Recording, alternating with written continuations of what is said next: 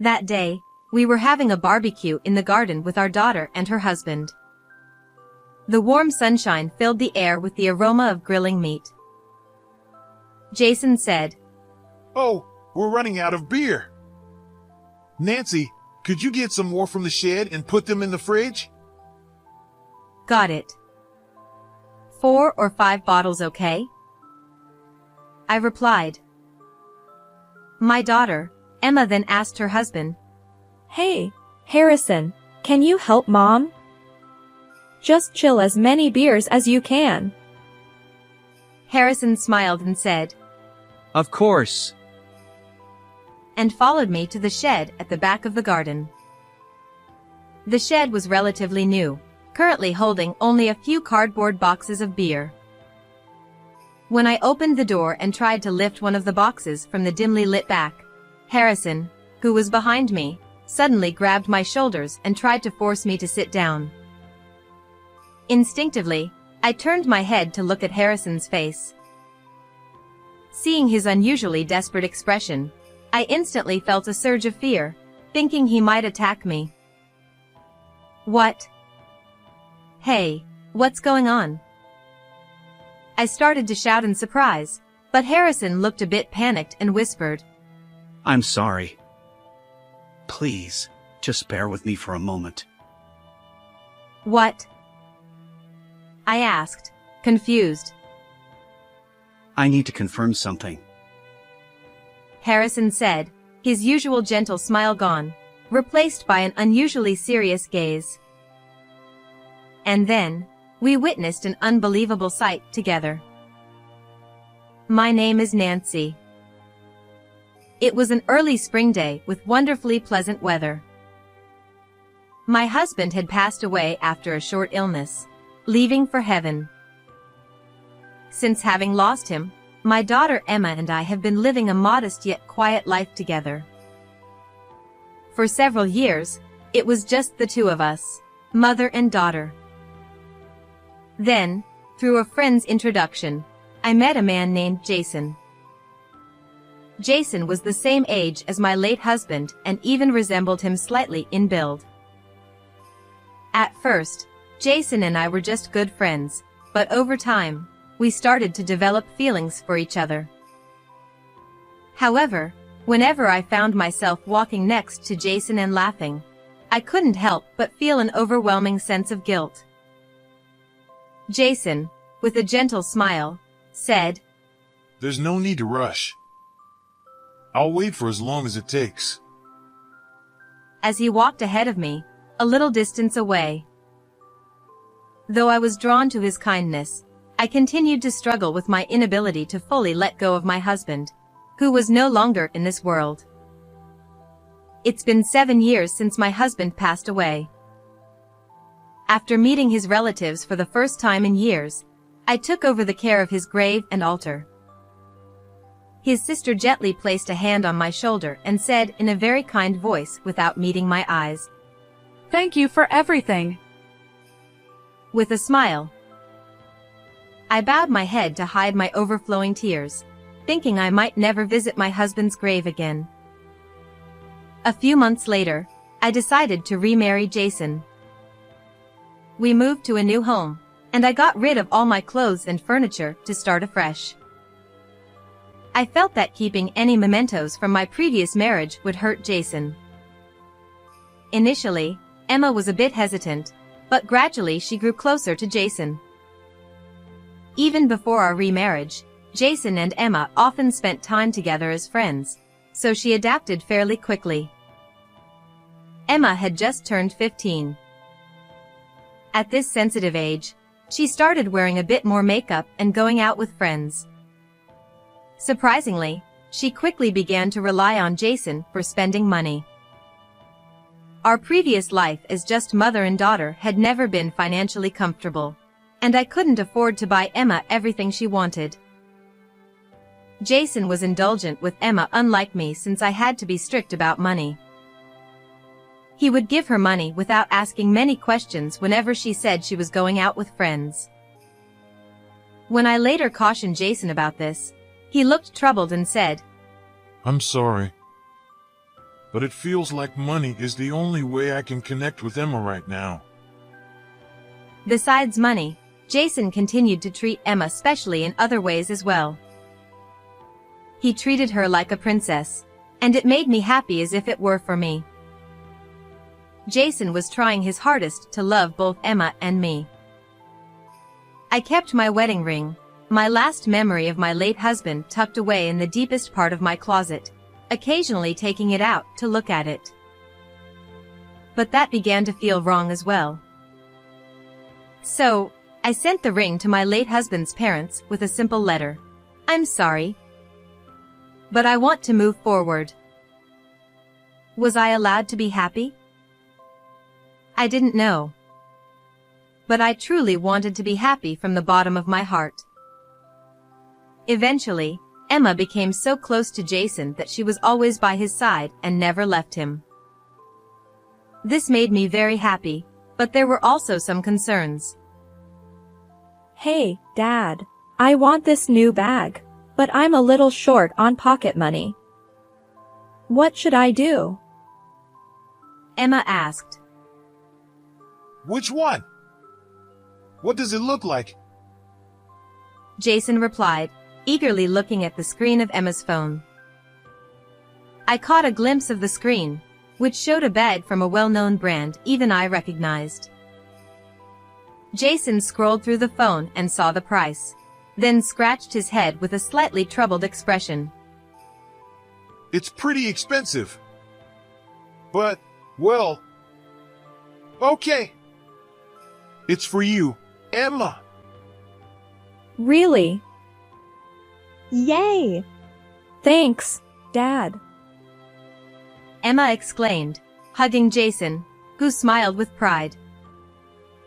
Since my marriage, Emma's sense of money had gradually become skewed. Perhaps it was a reaction to our modest life before. She had started asking Jason for things, knowing he would buy anything with a smile. Emma, don't spend so much money carelessly. It's fine. I'm not asking you, Mom. Right, Dad? Emma said, looking at Jason, and they both laughed together. I'm going to marry a handsome and kind man like Dad. Emma declared.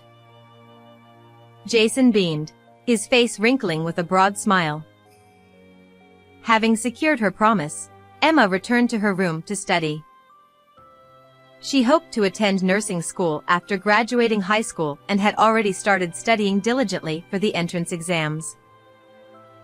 To avoid disturbing Emma's studies, I didn't turn on the TV at home, instead placing a small radio in the kitchen and leaving it on. Our life was very happy.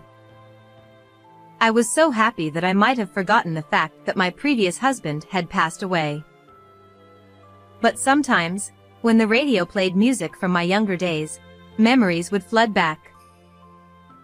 The melodies and lyrics would tighten my chest, bringing me to the verge of tears. Don't look so sad. It's just a bag. Jason would say, completely missing the point, and I would give a wry smile. I reminded myself not to keep giving Emma money whenever she asked. Since Jason had started his business at a young age, he would often charge some expenses to the company as business expenses. This wasn't exactly commendable and could affect the company's financial health, so I strongly cautioned him. However, Jason continued to ignore my concerns. Honestly, he's too soft, I thought to myself. As the days went by, Emma successfully enrolled in nursing school. After graduating, she started living on her own. She worked hard as a nurse. When Emma turned 25, she began dating and eventually decided to marry a man her age named Harrison. When Emma first introduced Harrison to us, I was surprised but tried not to show it. Despite Emma always saying, I'm going to marry a handsome man. Harrison was not conventionally handsome, though a nice young man. With his gentle smile and soft demeanor, Harrison was the son of a wealthy family and dressed in a manner that reflected his good upbringing. After their marriage, Emma and Harrison frequently visited us. Harrison was always kind to both Jason and me, and I was genuinely relieved and happy that my daughter had married such a good person. One day, Jason suggested that we have a barbecue in our backyard. The weather was nice, and a few birds were singing in the sky that seemed to go on forever. Jason had been eagerly preparing since early morning and was expertly grilling the meat while chatting happily with Emma. Harrison was looking around, trying to spot the birds singing above. But after a while, he gave up and poured himself a drink. Jason said, Oh, we're almost out of beer. Nancy, could you get some more from the shed and put them in the fridge? Sure. 4 or 5 bottles? I asked. Emma chimed in. Hey, Harrison, can you help Mom? Chill as many beers as we have. With a smile, Harrison replied, Of course! and followed me to the shed behind the yard. The shed was relatively new and only had a few boxes of beer stacked inside at the moment. When I opened the door and tried to lift a box from the dimly lit back of the shed, Harrison, who was behind me, forcefully held me down and tried to make me sit on the ground. Hey! What are you doing? I exclaimed in surprise, about to raise my voice. But Harrison looked a bit flustered and whispered, Sorry. Please bear with me for a moment. What? I asked. I need to confirm something. He said. Before I could ask what he needed to confirm, he peeked outside from the shed door to check the surroundings. The weather was nice today, and the blue lawn in the garden reflected the sunlight brightly. Jason and Emma probably couldn't see us in the dimly lit shed. While observing Jason and Emma from a distance for a while, I saw Emma move closer, leaning on Jason's arm. She rubbed her face against his upper arm, laughing happily. I could faintly hear their voices. The sound of birds in the sky echoed in the shed, making their voices unclear. Harrison was watching them intently. Could he be jealous of Emma and Jason getting along so well? He seemed to notice me smiling unintentionally, and pointed, saying, Look. Emma glanced around a few times and then linked her arm with Jason's. Jason looked a bit flustered but also glanced around before happily accepting Emma. Their interaction seemed more than just a parent-child relationship. The birdsong ceased.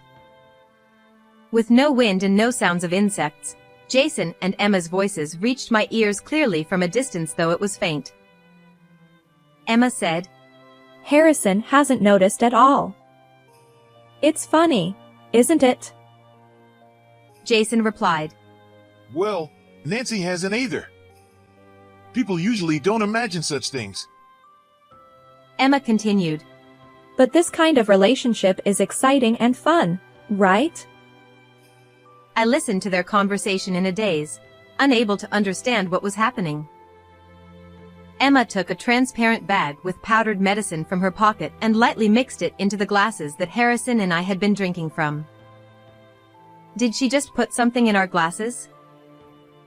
I asked. Harrison replied, That's probably a sleeping pill.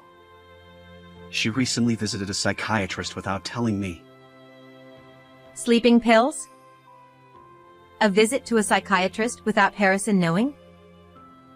I couldn't make sense of it all, but how was I supposed to react to the fact that she had put sleeping pills in our drinks?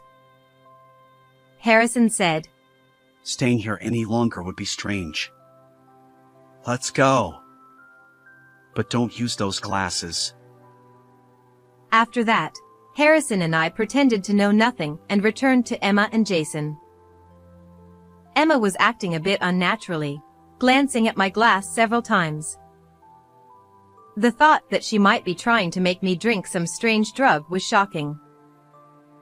I felt betrayed by the daughter I had raised, and the realization made me dizzy. Sorry, but I think I've had a bit too much sundae. I need to rest inside for a while, I said.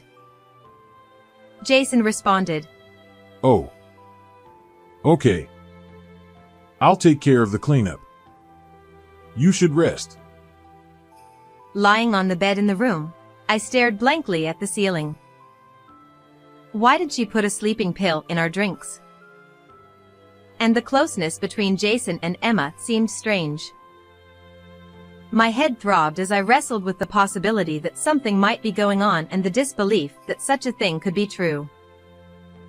After lying down for a while, I fell asleep. As evening approached, I woke up and went out to the garden, where the cleanup was already done.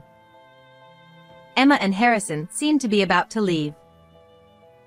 Harrison noticed me, and he looked like he wanted to say something, but then he slowly averted his gaze and kept silent. Jason asked, Are you feeling better now? After Harrison and Emma left, Jason showed concern for me as usual.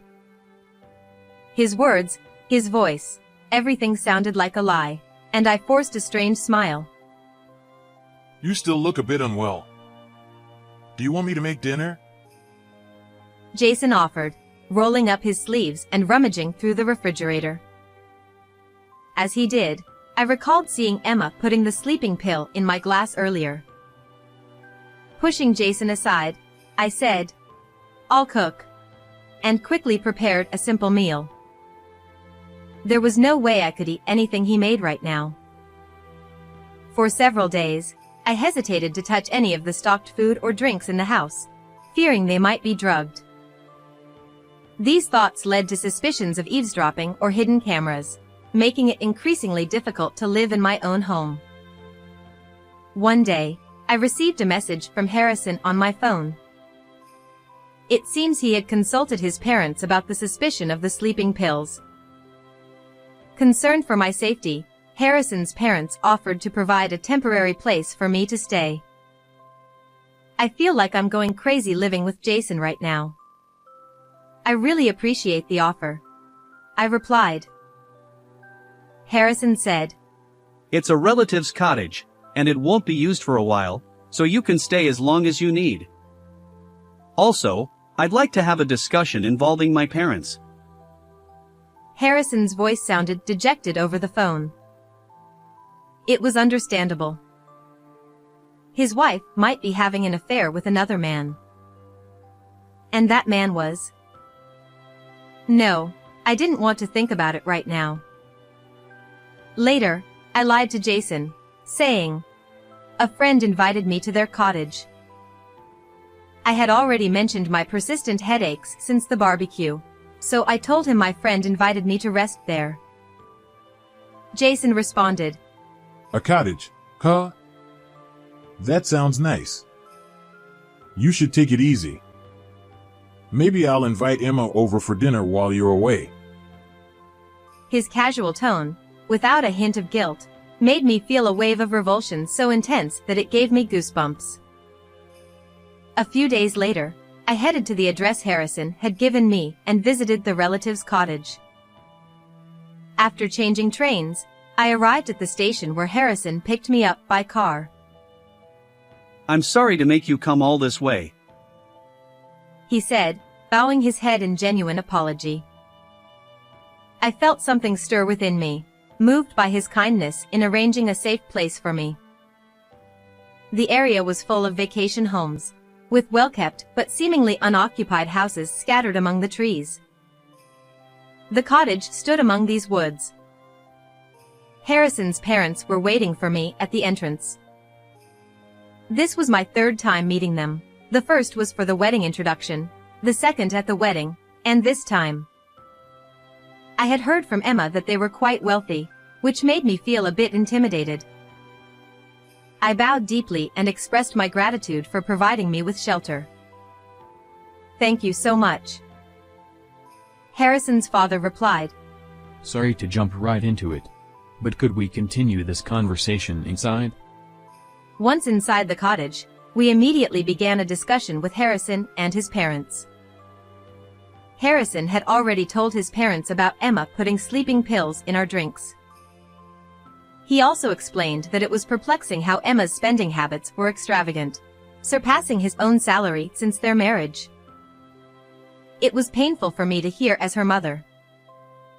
Harrison said, We also need to clarify where Emma's money is coming from. My parents propose making a donation to Jason's business and see how he reacts. Would you agree to let us proceed this way? The phrase "see how he reacts" made me uneasy. What exactly were we hoping to uncover? What kind of outcome awaited us after taking this step? Sensing my hesitation, Harrison looked me in the eyes and smiled when our gazes met. He continued, This might be much ado about nothing, but wouldn't it be worth it to ensure we can live in peace again? Let's take a small risk. I couldn't help but smile at Harrison's words. Much ado about nothing? No, it definitely wasn't that. We were seeking to confirm what we already suspected, bringing our answers closer to certainty. After a few days at the cottage borrowed from Harrison, I regained my composure and felt uneasy about staying there indefinitely. So, I decided to return home. A few weeks later, Harrison's parents formally contacted Jason's company, offering financial support in the form of a donation. Given their wealth, the offer was quickly trusted, and Jason and Emma were delighted without verifying the details of the funding. I quietly observed their happiness. Back at home, spending time indoors had become somewhat unbearable, so I made walking a daily routine. Just in front of the house was a wheat field, where green stalks of equal height stretched out as far as the eye could see. Walking along the sparsely trafficked, asphalt-paved road, I looked up at the distant birds in flight. After the proposal for financial support, Jason and Emma began living lavishly. Jason, under the impression that he had already received the funds, purchased a luxury car under the guise of a company vehicle. Emma, on the other hand, indulged in extravagant expenses like spa treatments and manicures. It was evident that Jason's naive expectation of incoming funds was the basis for their continued spending, even as their savings dwindled. One day, we arranged a dinner party to discuss the funding. Both couples, Jason and me, Emma and Harrison, along with Harrison's parents, gathered at our home. Jason bowed repeatedly, ingratiating himself with Harrison's parents. Jason said, I really can't thank Harrison enough. Emma always says she's so happy to have married such a wonderful person. Jason continued his flattery, but Harrison's parents didn't return his smiles. Instead, they quietly placed some documents on the table. Jason, thinking they were related to the donation, said excitedly, Thank you. before looking through them. His face quickly turned pale. Harrison's father said, Upon conducting a due diligence review of your company for the funding, we uncovered some shocking facts. Sweat broke out on Jason's face as he read the documents. The contents revealed two main issues: evidence of a relationship between Jason and Emma, and a tax investigation into the expenses reported as company costs. Seeing proof that my daughter had been involved with my husband made me want to cover my face in shame. The expenses for Emma's jewelry, spa treatments, and other indulgences had all been falsely reported as business expenses, resulting in back taxes. Harrison's father continued, We cannot provide funding to a company engaged in such fraudulent activities. Jason stammered. But this can't be. In his agitation, Jason spilled his tea. Emma was nearby and shakily stood up to wipe the mess with trembling hands. Emma, I'm divorcing you, and I'll be claiming damages. Huh? What? What do you mean by damages? You cheated on me. Isn't that obvious? And Nancy, too. Saying this, Harrison looked at me. Jason's gaze shifted from the documents to me, his eyes filled with fear. I'll also be divorcing Jason and claiming damages. Of course. What are you talking about? That's impossible. Jason's voice faltered as he trembled, dropping the documents to the floor. Emma, with a frightened expression, approached Jason and pointed at Harrison, her lips quivering. No. No, it's not true. It was Harrison who cheated. Harrison and Mom. Until the very end, Emma made incomprehensible excuses resembling screams and repeated attempts to shift blame. Despite Jason and Emma's desperate attempts at excuses, there was solid evidence against them, leaving no room for escape. Eventually, Jason lowered his shoulders in resignation and began to speak quietly. Jason admitted that he began a relationship with Emma, but he realized there was no love involved. Initially, he rejected Emma, who approached him for money purposes. However, he eventually weighed Emma's increasingly feminine appearance against my aging and diminishing charm and came to a decision. I'm a man too. We're not even blood related. I couldn't resist.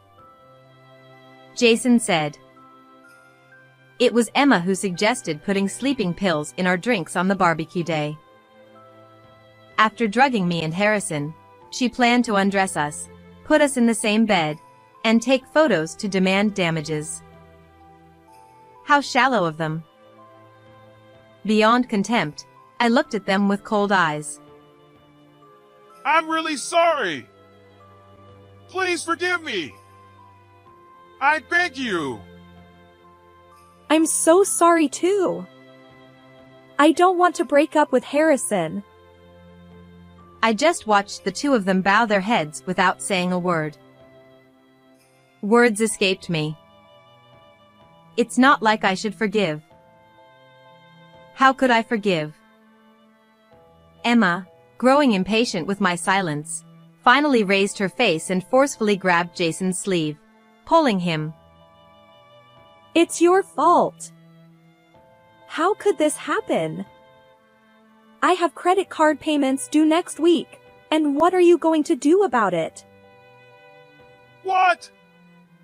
What do you mean by buying things on your own?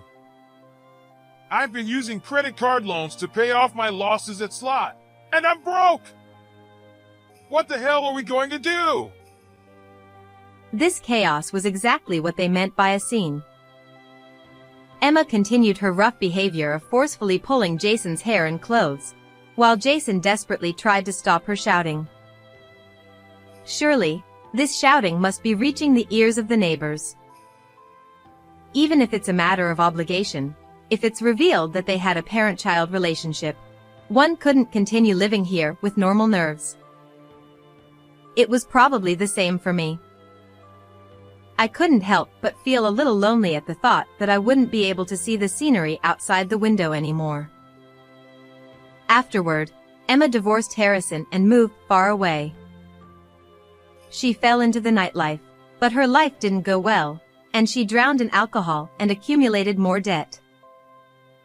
Jason was pursued by debt collectors after paying a large alimony, and his company went bankrupt. He disappeared in a state close to fleeing at night and was reportedly living as a homeless person, hiding from his creditors. Harrison learned from his failed marriage and found a good match after divorcing Emma. I received alimony from Jason. It was unclear how he managed to prepare such a large amount of alimony despite his company going bankrupt and being pursued by debt collectors, but he showed some sense of responsibility at the very end. After divorcing Jason and selling our house, I decided to return to my parents' home. On the plane back to my hometown, I thought about many things. I lost my first husband to illness, remarried, divorced again, and was betrayed by my own daughter. I wondered how I should face my parents this time. Surrounding my childhood home were vast fields of wheat. Pulling my large suitcase, I walked down the long asphalt road. The weather was warm and humid, and early summer was approaching. When I returned home, my parents welcomed me without asking any questions. I wondered why my elderly parents didn't ask me anything. Were they pitying me? Yet, they didn't treat me as if I were fragile. They accepted me naturally. As I gazed at the peaceful countryside, I realized I needed to reassess my life. With my father's help, I got a job at the local agricultural cooperative, so I think I've established a foundation for my life. Since then, I've built a good relationship with Harrison's parents. Although we don't meet often, we sometimes have meals together when they're nearby. What? A few years after I returned to my parents' home, in the spring, something unexpected happened. On the desk lay the wedding ring given to me by my late husband. I was a bit shaken as I picked up the ring and looked at it in my palm. While I stood there in a daze, my mother, with her bent back, came from the kitchen and wiped the table. A long time ago, his parents came by. They said they wanted you to have this, Nancy. I stood there speechless. Outside the window, the wheat fields stretched out. Beyond the clear blue sky, a bird chirped persistently, as if to assert, "I am here." Tears fell as I slung my bag over my shoulder and rode off on my bicycle. I continued through the empty wheat fields, sweat beading on my forehead. What should I do from now on? I don't know, but I will keep moving forward. I'll save my complaints for when I've lived my life to the fullest.